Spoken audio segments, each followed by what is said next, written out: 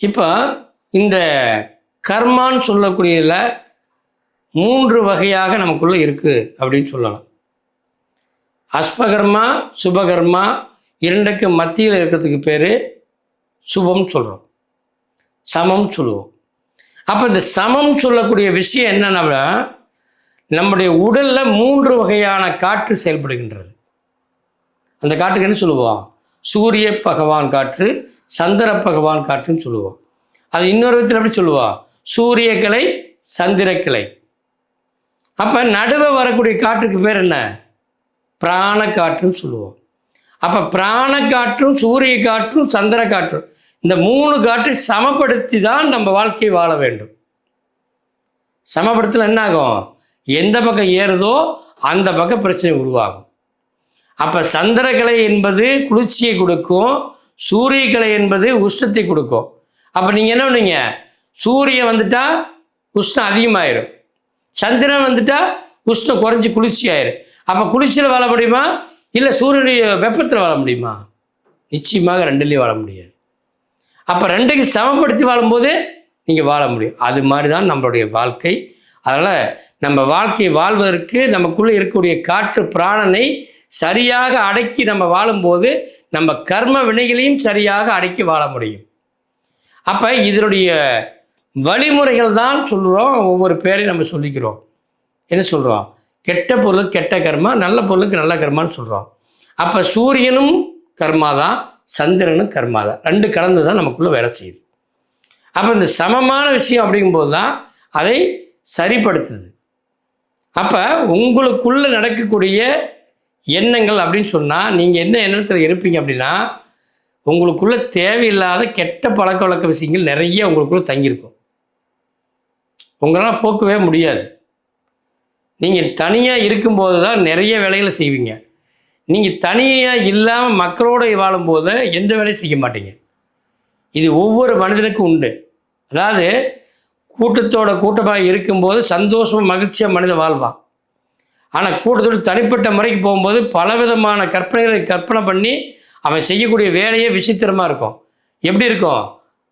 அகோரமாக இருக்கும். இந்த இப்போ சமுதாய சட்டத்துக்கே எதிராக இருக்கும். இதுதான் ஒவ்வொருத்தரும் நம்ம செஞ்சிட்ருக்கிறோம். அது என்னன்னு புரியாமல் தான் நம்ம ஏதோ ஒரு வலையில் மாட்டிக்கிறோம்.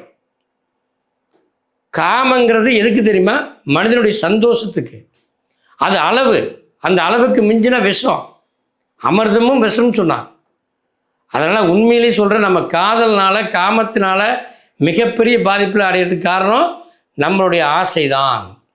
அப்போ ஆசைன்னு சொன்னால் என்ன சொல்கிறாங்க சித்தர்கள்? மண்ணாசை, பொன்னாசை, பெண்ணாசை. இந்த மண், பொண்ணு, பெண்ணு, இந்த 3 விதத்தில் தான் நம்ம வாழ்க்கை அடங்கியிருக்குது. இந்த 3 ஆசைகளை சமமாக வைத்து கொண்டால் நம்ம வாழ்க்கை பிரகாசமாக இருக்கும். அது யாராவது செய்கிறோமா? உண்மையிலே கிடையாது. அப்போ எப்படி தான் வாழ்கிறது? நான் என்ன நினைக்கிறேனோ அதுலேயே தான் போயிட்டுருப்பேன், நான் என்ன பண்ணுறேனோ அதுலேயே தான் பண்ணிகிட்ருப்பேன் அப்படின்னு நினைக்கிறது தான் முட்டாள்தனம். நான் ஒரு தொழில் செய்கிறேன், இந்த தொழிலையே தான் போயிட்டுருப்பேன், அந்த தொழிலுடைய டெக்னாலஜி என்ன அப்படின்னு நீங்கள் பார்க்குறதில்ல. அடுத்து எப்படி பண்ணி கொண்டு போகலாம், அது எனக்கு இதுவே இருந்தால் போதும்ப்பா, அப்போ தான் நீங்கள் தப்பு பண்ண ஆரம்பிக்கிறீங்க.